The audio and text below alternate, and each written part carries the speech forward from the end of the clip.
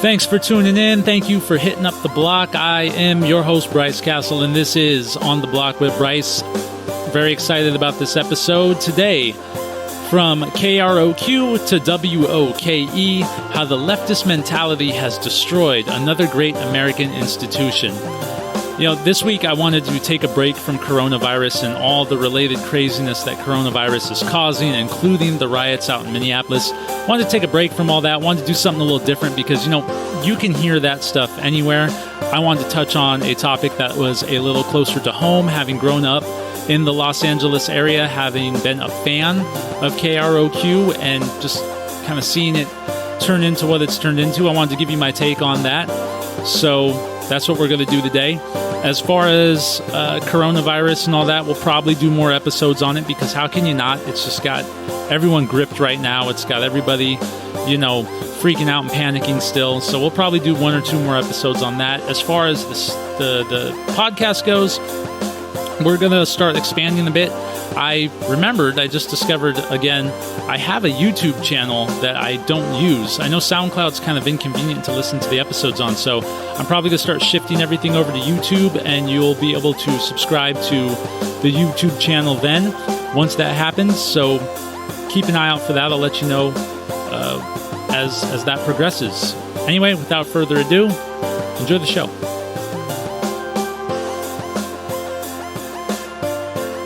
So today's episode has been inspired by an article I read just a few days ago over at Variety by Shirley Halperin and Michael Schneider, titled, "It's the End of the World-Famous K-Rock as We Know It." Now, if you're not familiar with K-Rock, if you're not familiar with LA radio, they were the iconic rock giant of LA radio for a long, long time, and they've definitely earned that self-proclaimed moniker of world famous. But recently, they've been shifted in a massively new direction, and that's what this article talks about. The call letters of KROQ have done a lot, not just for modern rock music, but also for just radio in general. They help make so many bands popular. Bands like Sublime, Weezer, Offspring, Nirvana, Blink-182, countless others. They brought us the highly rated Love Line with Adam Carolla and Dr. Drew. Maybe you've heard of that. Possibly the most popular non-music related late-night show on radio since late-night radio shows were a thing all the way back in the 1940s. They were a driving force at major concerts. I mean, you could find them at Vans Warped Tour, Epicenter, Coachella, and they even hosted their own. They had concerts, the K-Rock Weenie Roast, and Almost Acoustic Christmas. Kevin and Bean in the Morning was their 30-year-long, highly successful morning show. It stayed at the top or near the top of the ratings in Los Angeles, which is a ruthlessly competitive environment for radio morning shows for the drive time morning hours between 6 and 10. It's safe to say that K-Rock, honestly, they've been everything you would expect a good radio station to be, but apparently, according to this article I just read, all good things do come to an end. And the end seems to have come at the helm of the station's new brand manager, Mike, the Show Killer, Kaplan. The moniker has also been earned, according to Alt 98.7, the station he worked at previously. That's Los Angeles' other rock station. And they gave Mike the name Show Killer because evidently, according to an inside source at 98.7, he made a name for himself chopping heads and cutting programs and reshaping things in his way, regardless of what anyone else felt. According to this article, the beginning of the end came on March 1st when the world-famous K-Rock, at the direction of Kaplan, began playing a song called Circles by would-be rapper Post Malone. This was followed by other pop tracks by artists and bands that I am now too old to be familiar with, apparently. I haven't even heard of some of these people. And this includes the evidently immensely popular Billie Eilish? Relish? I'm going to go with Relish. Along with the musical shift, 30-year morning show host Kevin Ryder, who was half the host of Kevin and Bean. Bean had retired in 2019, but Kevin was fired in the blink of an eye. Just like that. Even the call letters are no longer allowed to be spoken as K-Rock, but instead leather for leather as the acronym KROQ. This, to no surprise, has caused a huge drop in ratings as well as outraged swaths of fans on the internet. Fans who Kaplan has accused of just trying to glom on to some sort of outrage. It's a great article. I really do encourage you to check it out. I'm going to post it attached to this podcast for you to click on and read it, because it definitely is worth a read. It's not only got a vast amount of detail, and it tells an incredible story of the rise and fall of K-Rock, but it also includes its current plans and a lot more. But aside from that, it's also just a down-the-middle, bullshit-free story.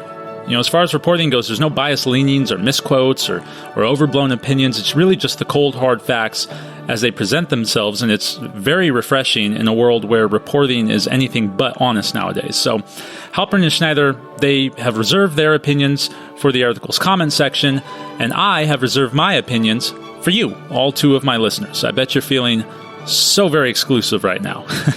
And I don't want to recap the entire article because you're better off just reading it for yourself. Instead, I want to dive into my own opinions about what I think is happening over at this radio station, because I think it's one of two things.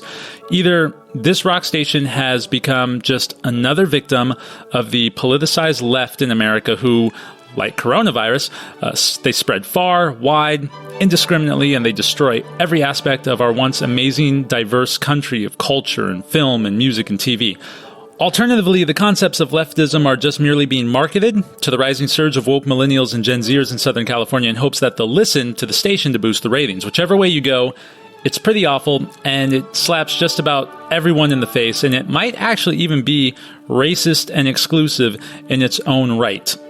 Now, for the record, I am not calling Mike Kaplan a leftist. I don't know his politics. I'm not going to try and speculate on them. It's his actions, however, over at K-Rock that are indeed rooted in the toxic leftist mindset of the false concepts of diversity and inclusivity. To be even more on the record, I'm not even calling diversity and inclusivity themselves false or toxic concepts. They're not. I'm calling the leftist ideology of what those concepts mean to be false and toxic. But not just that. They're also ass-backwards, devoid of common sense, entirely inconsistent, contradictory, and in many ways all the things they claim to hate: racist, sexist, homophobic, xenophobic, misogynistic, or at the very least bigoted. Whether or not Kaplan believes in these things is unclear. In the article, Kaplan and a few others lend evidence to the choices made by Kaplan being based on falling ratings, a need for new blood, among other things. At the same time, though, an inside source over at the station claims that the show killer's desire to make these changes, including the use of the station's acronym rather than saying K-Rock, stems from him being legitimately offended by the word and or concept of rock. According to this source, Kaplan considers rock to be equivalent to death. Now, like with any inside source, this should be taken with a grain of salt, but consider Kaplan's own quote regarding the call letters and decide for yourself. Kaplan is quoted as saying this: "Rock music is part of what we do. It's part of alternative, but it's not the only part of alternative. We're not just looking to play 4 white dudes in a band. Our audience is as diverse as ever, and our playlist needs to be too." Kaplan goes on further to say, "There are really no boundaries when you think about music today. We're not just a singular focus where we get so pigeonholed and lack diverse options. We don't just stand for one thing. It's a lifestyle and an attitude." Now, I want to break this quote down a bit because, and again, this could be read as two different ways. Either Kaplan believes the bullshit he's spewing when it comes to rock music being only for white people, or he's purposely spewing bullshit because he knows his woke demographic will buy into it. So let's take a look here. Kaplan's decision to associate rock music as merely 4 white guys in a band is pretty fitting of the blind and ignorant leftist conceptualities that we all know, unfortunately, very well by now. The ideology of representation via skin color is pretty much the epitome of skin deep, but leftists love this one because they love to focus entirely on skin color and nothing else. No doubt, modern rock music has its fair share of white singers and musicians, but to say that it's always just 4 white guys in a band is incredibly inaccurate. I mean, what about rock performers like William Duvall from Alice in Chains, or Zach De La Rocha from Rage Against the Machine, Dave Bash, Sum 41. You have Misha Mansour of Periphery, the entire band, Living Color. Do you remember those guys? The Cult of Personality song. You have Lenny Kravitz, Jada Pinkett Smith of Wicked Wisdom. You got Howard Jones, the old singer from Killswitch Engage. Tosin Abasi from Animals as Leaders. You got Eric Moore and Dean Pleasance from Suicidal Tendencies. You have Terrence Hobbs of Suffocation. You have Carly Coma from Candria. Derek Green of Sepultura. Most of the members in the Deftones are Latino. And most of the guys from System of a Down. I mean, I could go on and on and on, but I think you get it. Kaplan's claims of rock music not being diverse enough because it's full of white guys is not only inaccurate, but entirely shits on the talents and tastes of a massive list of non-white individuals who have and continue to make huge and impactful marks on the sound, shape, and history of modern rock music. More than that, though, it takes away from these individuals' contributions almost as if they didn't exist, and that's an incredibly racist thing to do. I mean, the obvious question is, when it comes to people enjoying a specific genre of music or playing a specific genre of music, why the fuck does race even matter? The leftist answer, of course, is because skin color always matters. If rock music is deemed as too white, then it must be bad, and diversity needs to happen because black kids and Latino kids are tuning in. But entertain this crazy idea for me for just a second. Could it be entirely possible that these black and Latino individuals are tuning into K-Rock because they wanted to hear, I don't know, actual rock music maybe? Kaplan's shift in music seems to lend to this assumption that minorities can't possibly like rock music because it's being performed presumably by 4 white guys. This is not only ridiculous, but it's incredibly presumptuous, and again, it takes a giant heaping shit on a whole group of people who enjoy the genre. This is one of those constant, toxic, and ever so irritating racist ideologies within the left that insists that everyone stay in their lanes based on skin color, that you have to think, act, behave, and most recently, according to Joe Biden, vote a certain way in order to even be considered that race in question, and more easily fit into the narrative of oppression and victimhood. Narrated, by the way, primarily by whites, a narration that describes your oppression brought on by evil and conniving white men looking to oppress you with their whiteness. Whiteness in the form of rock music, apparently, according to Kaplan. Again, though, it's really hard to tell whether this is Kaplan's own leftist ideas running amok or if he's pulling this crap to get the woke scolds of Los Angeles to buy into this self-gratification from, non-participating hero complex behavior like they love to do. Because it doesn't take a whole lot of effort to turn on a radio station and feel that you've now done your part in celebrating diversity. So it's really right up the woke scolds alley. And honestly, the outcome is basically the same either way. So it comes with the same list of ironies.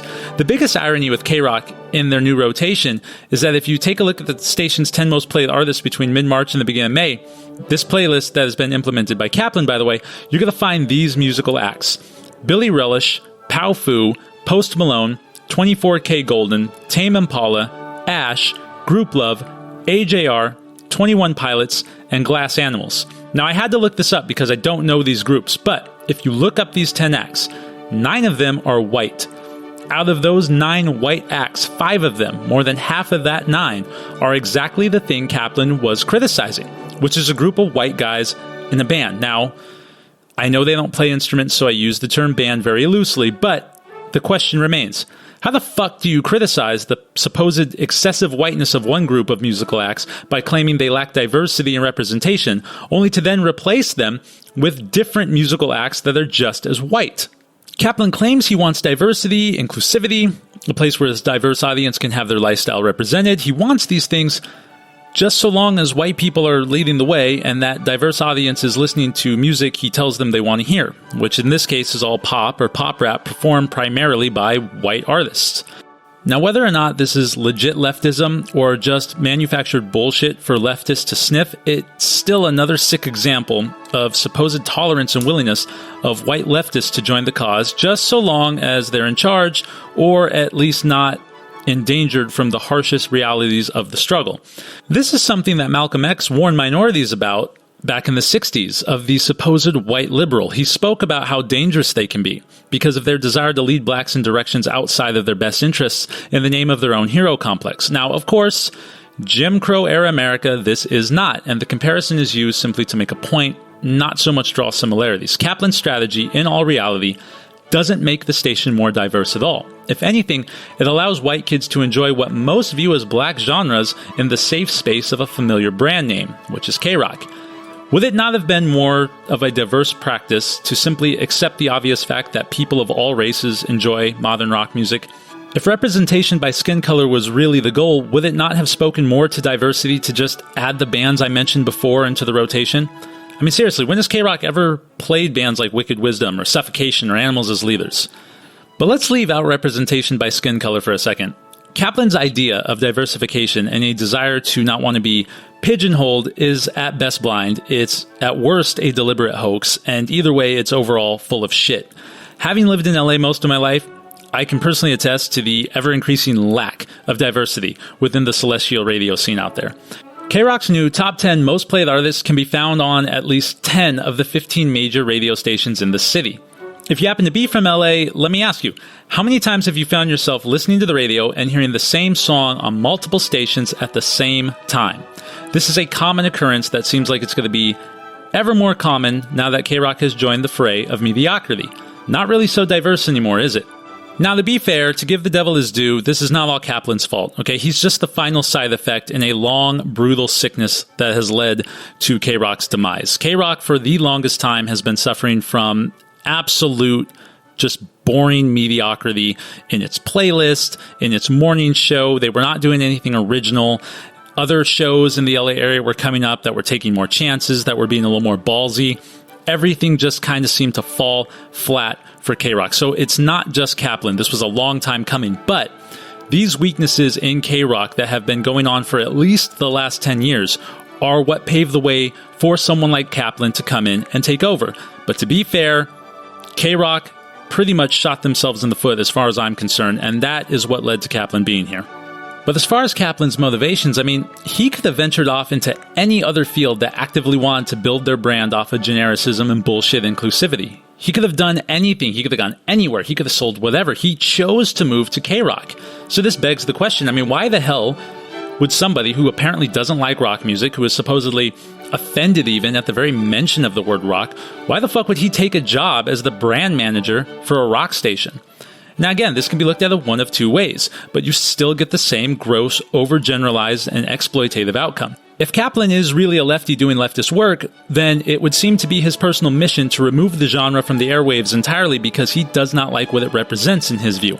It is very common within leftist ideology to destroy all you find offensive and replace it with something you determine to be less offensive, more inclusive, and more diverse. I mean, never mind that the station's current rotation is more white than a bag of marshmallows soaked in whiteout and sitting on a blank canvas below a blinding array of LED lights. It's never about what it is. It's always, to the left, what it represents. Rock music apparently represents male and old and white and aggressive and all the bad things. Kaplan's new rotation might still be just as white, but at least it represents inclusivity and safety and diversity and all the good things. Good things that will make their diverse listener base feel like they're being included because the station is now playing music that they're told, as a minority, they want to hear. It's okay if it's full of white artists who have arguably hijacked black music worse than Elvis and his team could have ever dreamed of. You're at least being represented. You couldn't possibly like rock music because it's too white for you. Kaplan's rotation better represents you now. Now, if Kaplan is truly just a bullshit artist who knows how to sell ice to Eskimos, then he's exploiting people's ideologies for gain at the expense of several non-white musicians and listeners. Non-white musicians who have been even further at this point overshadowed by other white artists in a whole different genre that has taken over the one station they had a chance of being featured on, and non-white listeners who have pretty much run out of places in Los Angeles to hear good rock music. In this case, all that's really being represented here then is dollars. Yeah, the thing about K-Rock is it didn't need to be this way for them. They could have saved themselves from being that weak, staggering enterprise that Kaplan was able to take over the way he has. They could have remained the king of Los Angeles rock and the go-to station for presenting the world with all its latest up-and-comers in the genre. All it would have taken was a little diversity, but not with skin pigment. Okay? K-Rock had made a tremendous name for itself by pulling alternative rock up from the underground. Back in the time when it was just all hair metal, they were able to take this genre and make it so mainstream that it's no longer alternative. It's just modern rock, which is why I've been saying modern rock more than alternative in this podcast. And modern rock music isn't just Nirvana and Green Day. It's also a lot of different bands now. It's Slipknot, it's Goo Goo Dolls, it's Silverstein, Beck, Coheed and Cambria, it's Sublime with Rome, it's Disturbed, it's Blink-182, it's MXPX. It's bands that that have been around for a while, and it's also bands that have been around for a while which you may not know, bands like 4 Year Strong and Epica and Hailstorm and Placebo and Man Overboard, Bad Cop and Kitty and the Front Bottoms, and not to mention every band I listed earlier in this podcast full of non-white musicians. And lastly, I mean, of course, don't forget the new bands that you'd only discover these days if, you were on Spotify just shuffling around. You got bands like North Vale, Attic Stories, Black Lava, Dirty Honey, John Times 2, Glorious Sons, Yola, Venom and Faith, I should say, Entheos or Abject. All these are new, and along with the old bands, like all of these bands are still out there. They're still releasing new or at least new-ish music, and they offer a far greater sonic variety within the genre of rock for a listener to enjoy than K-Rock's old or current rotation. Give these bands and artists the type of recognition and representation they're really after. Give them fucking airplay. That's all they want. That's why every kid picks up a guitar and joins a band and writes songs to begin with. They just want to get on the air. They want to get their music out there. So you want to be diverse, play all these diverse genres, and get them out there. Do what you're supposed to do as a radio station. All these bands offer something different and unique, but yet they still remain in the realm of rock music. Diversity among people's skin tone, it's not a strength.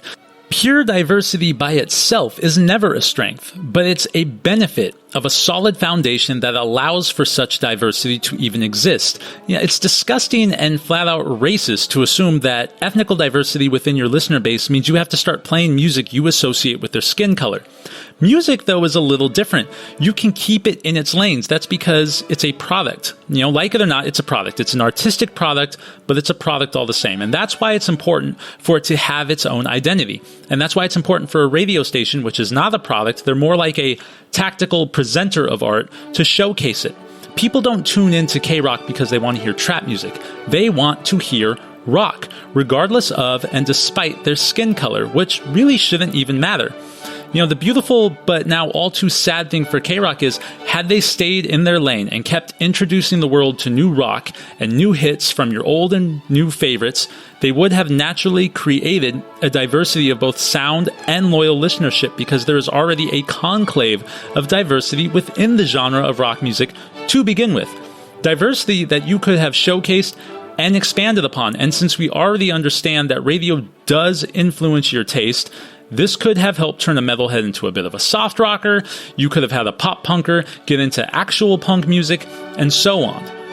Beyond music, K-Rock could have kept their radio personalities as just that as well. They could have kept them personal. So often now, radio stations, they strip their DJs away of their character and their uniqueness and their musical taste, and they morph them into this corporate, generic, by-the-book shells of human beings who are just there to hit the play button, essentially. Gone are the days when DJs and listener call-ins help push the popularity of a new band or new song. I mean, this has all been incredibly detrimental to the survival of radio. A DJ with their unique style and taste is one of the biggest reasons people still tune in to radio over Spotify. I mean, why do you think morning radio shows are still so popular?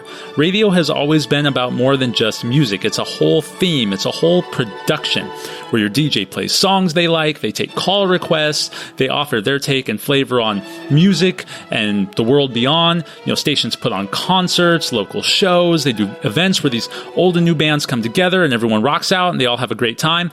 I mean, this is what helps people connect to not just the music and the bands, but also the station itself. And had K-Rock done this, they would have stayed relevant and fresh and exciting and bold, and in today's radio market, they would have remained different. In a world of genericism with generic songs and generic DJs, they would have had an opportunity to remain what they had been famous for, and that's alternative. Instead, though, now they got Kaplan, and he's just not only going to bury the genre of rock back into the underground in LA, it's going to be hard for rock bands and young kids to make a name for themselves in Los Angeles anymore. Again, I cannot stress this enough, man. Non-white listeners tuning in does not mean you should start playing music you think they want to hear because they're not white. People wanted to hear rock, and now they're running out of places to go, at least in Los Angeles. So I'm lucky in that regard. The Phoenix area has a solid rock station. It features actual rock music. It's got some good DJs. It's got a very ballsy morning show. It's still genericized and corporate to a lot of extents, but it's far better than LA. I doubt a man like Kaplan will find much luck out here in the Phoenix area, but in LA, where the leftist mindset thrives, he's going to fit right in.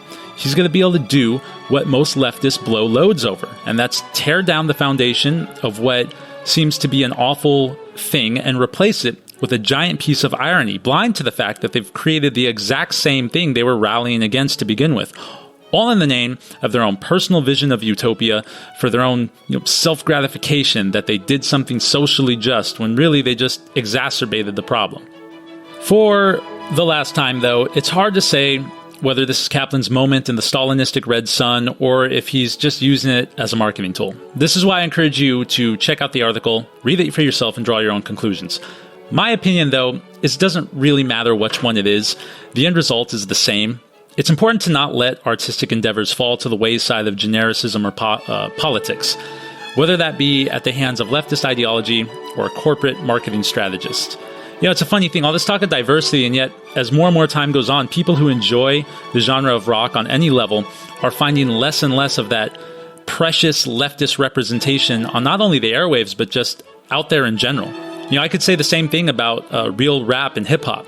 DJs are no longer able to represent themselves as themselves. The rotation is predetermined. It's a perfect example of why leftist ideology is such a destructive, suppressive, and volatile force. It strips people away from everything about them that makes them who they are.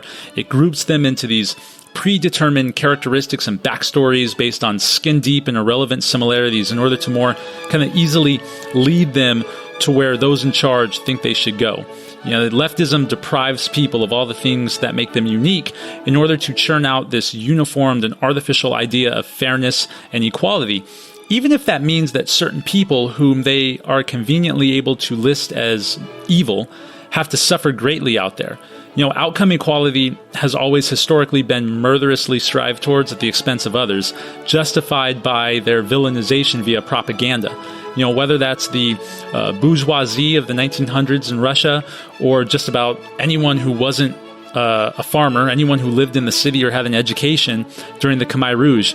It's an ironic and ever apparent display of true inequality at its most despairing and sickening.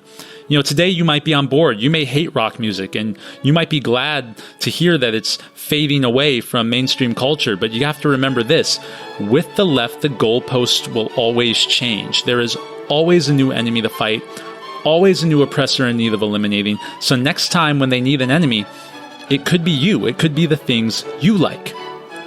Luckily though, to bring it back a little bit, we're not talking about stuff that extreme. We're just talking about music and radio here. There's no mass genocides. There's no forced labor camps. Plus we can always go to Spotify or our own collection of albums for music listening. Most of us are doing that now anyway, but I really do believe it's necessary to call out ridiculous leftist tactics that may try to determine outcomes for you whenever they surface, no matter how minor they are. While the fate of K-Rock pales in unimaginable multitudes to the fates of the hundreds of millions left dead in the wakes of people like Hitler and Stalin and Mao and Pol Pot or Idi Amin or Castro, that mindset and the ideology which have led both the radio station and those people to their deaths, it's the exact same ideology. So it's absolutely imperative, in my opinion, to at least recognize that even if most leftist practices in America go without a mention, that those mentalities that drive them are the exact same as guys like Mao and Pol Pot and Stalin. And this is imperative because those ideologies, they grow and they fester like cancer. And if you're not careful, much like cancer, they usually are discovered long after you can do anything to stop it. I don't know Mike Kaplan's views. I don't know if he's pushing them or if he's selling your own views back to you. What I do know is that K-Rock's call letters might as well now be WOKE either way. Even if this doesn't bring forth this generation's final solution or great leap forward, it does make the once amazing entity of radio that much more generic, that much more weak, that much more closer to what sadly looks to be an inevitable death. But hey, you never know, right? I mean, Billy Relish, Post Malone, and 24K Golden could pick up some guitars. They could start a band. They could riff their way into Cleveland. They could save rock and roll. I really don't know about all that. That's not something I would hold my breath for if I was you. So that's my opinion on everything. I want to thank my buddy Alex for posting that article on his Facebook feed. And then I clicked it, I read it, I was inspired to do this episode. Again, the article can be found at Variety. It is called "It's the End of the World Famous K-Rock as We Know It." I will have a link to that article posted with this podcast. Thank you so much for listening, and we will catch you on the block next time. On the Block with Bryce was recorded at Beer and Bourbon Studios and is a Jerk Cat Entertainment production. Today's background music was brought to you by Amadeus Mozart, with the show's theme music brought to you by yours truly. If you like this episode you heard today, feel free to share it with your friends. Follow us on Facebook and Twitter at Bryce on the Block, and be sure to check out all our previous episodes by going to SoundCloud.com and searching On the Block with Bryce. Thanks again for listening.